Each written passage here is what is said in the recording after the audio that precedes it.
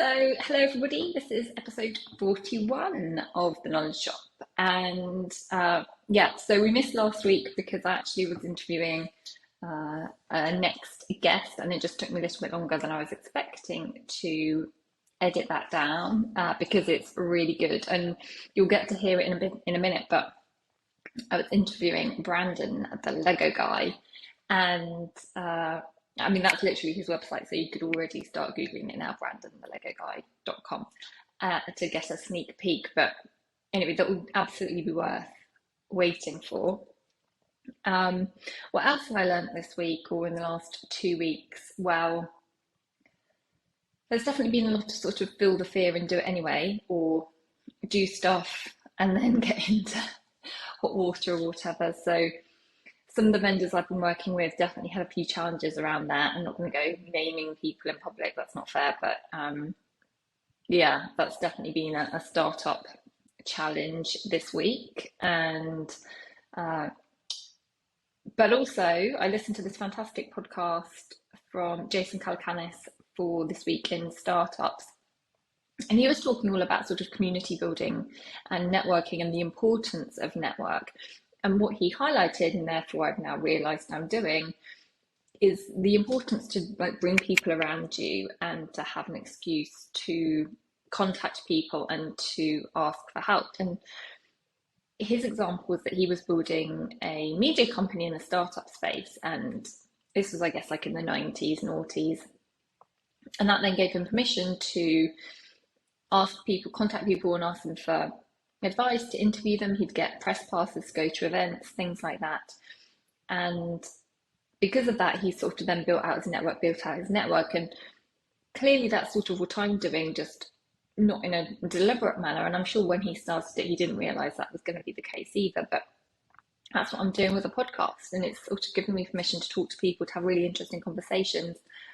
And then the other thing that he said, and I think this is a great tip for anybody who's looking to build out their network and community, is to be the host, because again, then people will gravitate around you. And when I'm holding my events in person, I then get to have all of these conversations with really interesting people in a way that I wouldn't do if I was just an attendee. And I get to curate the event the way I want to, and people then come to me. And again, like, this wasn't deliberate in the slightest, but it's just sort of happened organically. So that was really interesting. So for anybody who's looking to build out their network, their community, the more you sort of host things and add value and are useful to people, the more they will then want to return the favor, be open to making connections for you. And I think it's probably going to pay back tenfold. But again, that wasn't why I did it. But it's just sort of naturally happened. So I'll share the link to that article, to that podcast, because I think it was really interesting. But yeah, it was all around the importance of being the host and building the community with you. And I think that also then sort of segues quite nicely to the conversation that I had with Brandon around his startup career, his founder journey. And what he was doing was he was practicing honing his craft, if you will, within the corporate space, or finding, I guess, like friendly guinea pigs to sort of practice on. And so he now has a consultancy which basically facilitates workshops for a lot of entrepreneurs to help with both team building, strategy development, breaking down sort of internal barriers through the use of Lego. And so although we don't typically have, not aimed at a lot of what I would call sort of supplier type founders, I think what he's doing is super interesting, given that his experience is actually directly related to a lot of the struggles that startups have. So definitely listen to that.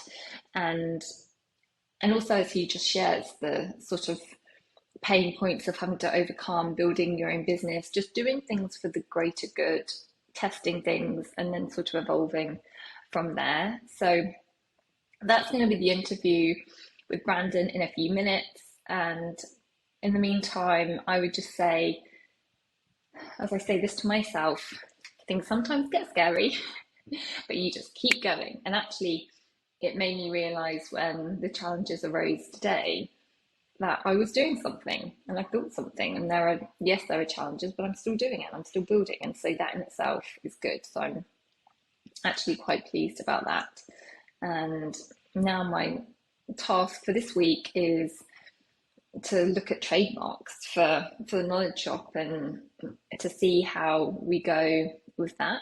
I've also sent out a revised, I guess, brief for the website that I'm building, or I'm not personally building, but a founder, a friend, is helping me with, that will be built in Bubble.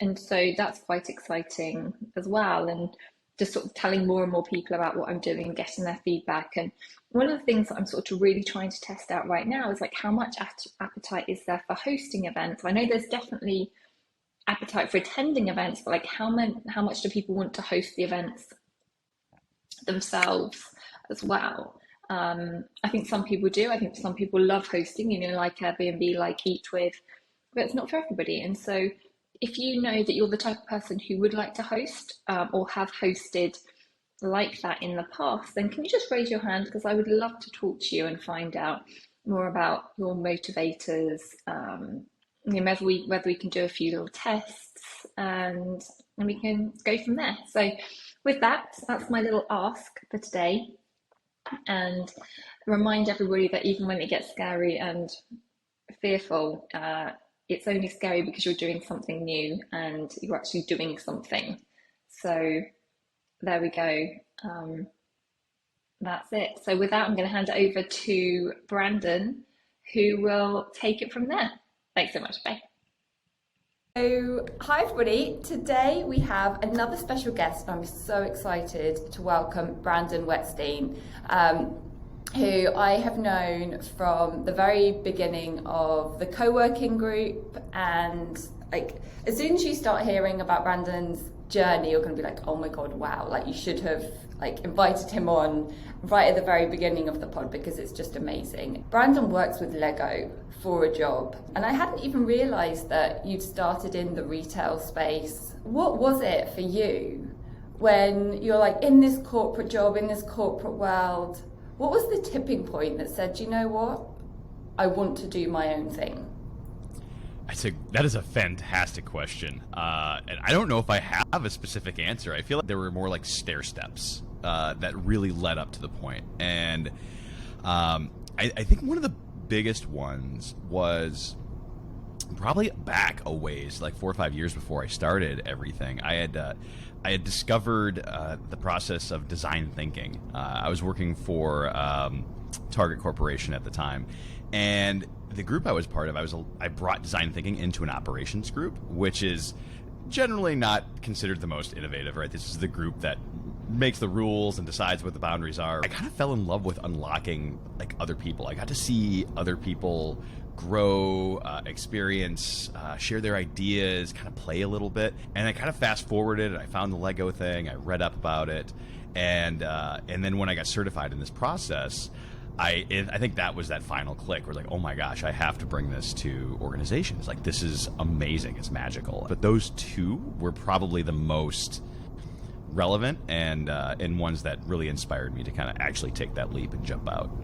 Interesting. And so when you first heard then about Lego and Lego Serious Play, you weren't actually thinking about doing it as a career at the time. The application was very informal, and it was kind of like, okay, that's cute. And then after reading about it and kind of digging in a little more, I was like, this is really something I want to learn more about. And going to the certification when I came back, I was like, okay, like I have to do something with this. But it wasn't right away. I didn't even know where to start. So it was a lot of playing in my current job, right? Having other groups allow me to run workshops for them internally, running workshops, kind of as tests, and just seeing how it was received. And as I kept getting more positive feedback, it's like, and also I really enjoyed it. Like, I think that was one of the other key pieces. You're like, I'm having a great time doing this. And like, okay, so if I can actually get paid to do this, this would be a great thing to do. Mm-hmm. And so we sort of talked around it quite a lot now, but just for people listening, like, tell us what it is exactly that you do. Yes. So I design and facilitate custom workshops and kind of team journeys using this Lego Serious Play method. And the way it works is people will build stories out of Lego bricks. You have a few exercises where you learn and understand how to introduce metaphor into Lego bricks. What are you great at? What are your skills? What are your abilities? What do you enjoy? Now imagine you're in a room with 8 other people who are also building their identities, and then every single person shares. You have that ability to build, to share, and then reflect and understand what everyone does. And extrapolating that out to bigger questions. Well, what's your team identity? What's your organizational identity? Who are you? Who do you want to be? What's going to get in the way of that? And this whole building process just externalizes, it pulls out like fear and all of that kind of imbalance of extroversion and introversion. It brings everyone to the table, and it's fun. Suddenly you have all these models on the table that are your organization and your vision and where you want to go. And it's just a blast. I love doing it. And so I have to ask, do you have Lego with you right now? Of course. I've got some bricks here. I've got this little duck demo I always have available. So how did you even think about and go about getting like your first few customers? Oh yes, that's that. So one of the key pieces in my story is I got laid off from my job, and in a way that I actually knew it was coming, and even then I wasn't 100% confident I was going to do this. I was kind of going to split. I was going to spend 50% of my time looking for a new job, and 50% of my time I got outplacement services as part of my separation package. And one of my coaches was kind of like, do you really want to do that? Like, are you going to go half at each way? And for those who don't know what outplacement services are, those are it's a company that in essence helps people find jobs when they're laid off. It helps with resumes, and they have groups get together and talk about networking and interviewing and all the things. And so I would take these groups and I would have them do Lego workshops. And that outplacement company, they were my first client. It was a 1 hour exercise for 50 people at one of their corporate kickoff things, and it didn't pay very much at all. It was just a little bit, but it was like that first one, right? That first one that you put in the bank. You're like, yes, I've got a client. Someone paid me money to do this. Like that first one, because there's a confidence level too. You're trying to sell something that you've never sold before. And so that's really interesting, because there are, I think that speaks a lot to almost building in public, where you're telling everybody what you're doing and you're bringing them along in your journey, and you're practicing your elevator pitch, and then the world sort of lifts up to support you at the same time. But then, there's also that risk of trying to be all things to all people. So how did you then decide these are actually my ideal quote unquote customers, deciding what that target demographic looks like?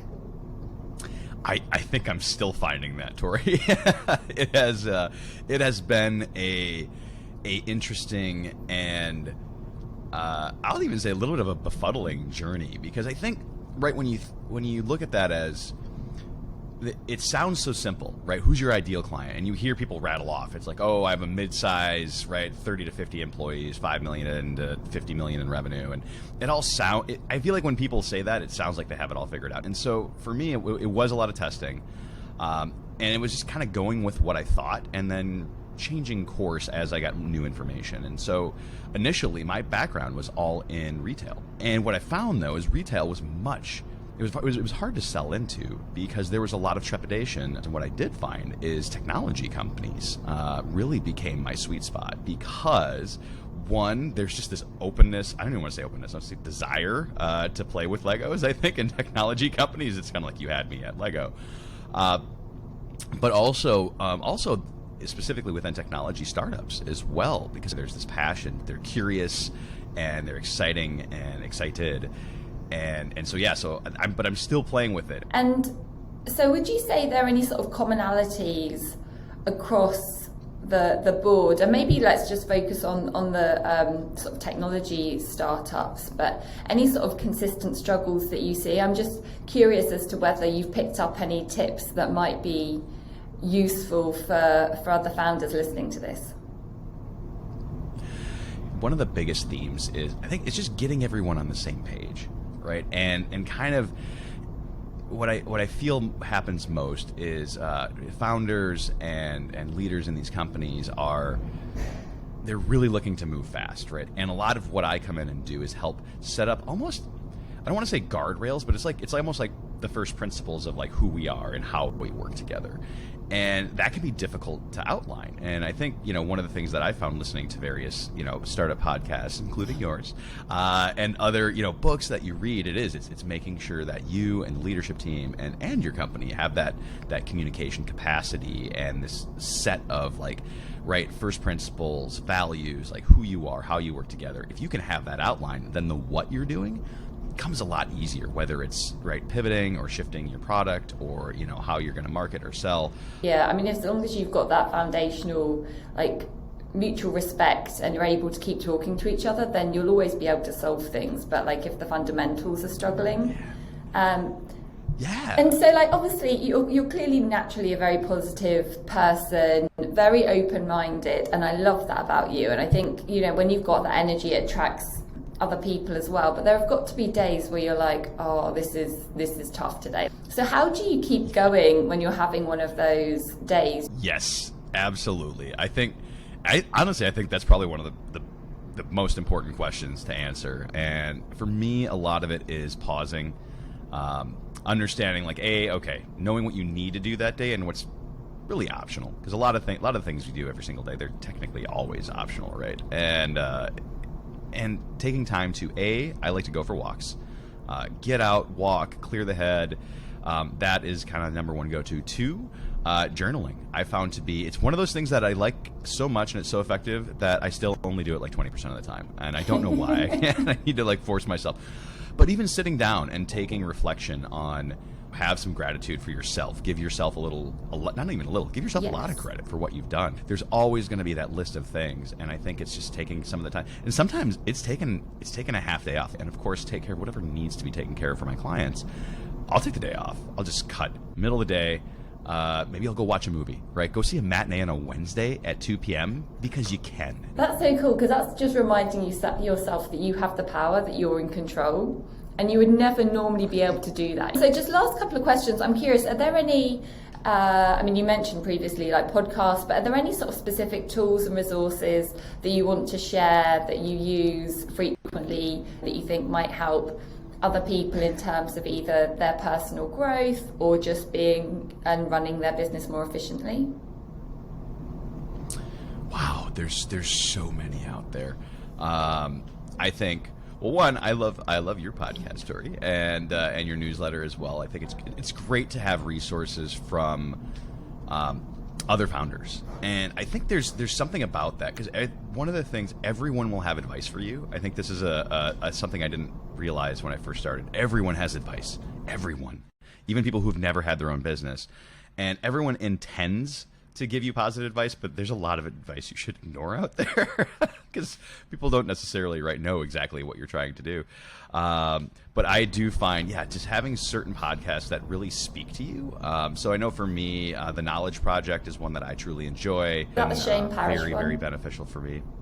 Yes, that's the Shane Parrish one, and there's just a lot of, I think, wisdom in that, right? It's not necessarily always specific, but it's like, oh, here's something I can apply in my type of situations. I also really enjoy, I took an online class a while ago from a Coursera. It was called The Science of Happiness with, I want to say it was from UC Berkeley, and I think it's still out there. And I really recommend that, because I think being able to manage your happiness, you're not just running a business, right? You're running you, and I think it's having balance is one of the most important things. And also just find other people that have similar, maybe not similar interests, but also are on kind of that quest for knowledge, and then get books, get resources from those people. Find those people that you trust, because it'll take a lot of time out of you searching for those as well. And thank you. I'll link to those in the show notes. And it was funny, I was listening, somebody said yesterday, exactly as you were saying there are lots of people offering advice, but they also said, take that advice based on how big a stake they have in your company. And so you can't treat it all equally. You have to filter it and decide what's the most important to take on. And ultimately, you're the person who has the biggest stake in the company, and so you have to use your judgment and know, which to listen to when. Yeah, it's amazing how much it makes. Yeah, no, absolutely. So let's wrap it there. So let's just leave everybody with, do you want to give like a little elevator pitch, just remind them what it is you're up to, how they can find you, and we'll link to everything again in the show notes. But before we do that, thank you again so much for joining us today. And yeah, I hope you get to go make a duck or play hooky after 12 o'clock. Yes, absolutely. Yeah, so folks can find me at brandonthelegoguy.com. And yeah, you know, if you have a team, a group of people that you want to connect in a creative and new way, or there's a challenge you're looking at that just needs a totally fresh perspective, I can custom build a workshop for you that is fun, enjoyable, and is going to get you insights you would actually be amazed by. So you can find me, brandonthelegoguy.com, and I think my social is at innatecreate. That's IN and the number 8, create.com. Well, there you go, guys. That was Brandon, the Lego guy. Thanks so much, Brandon.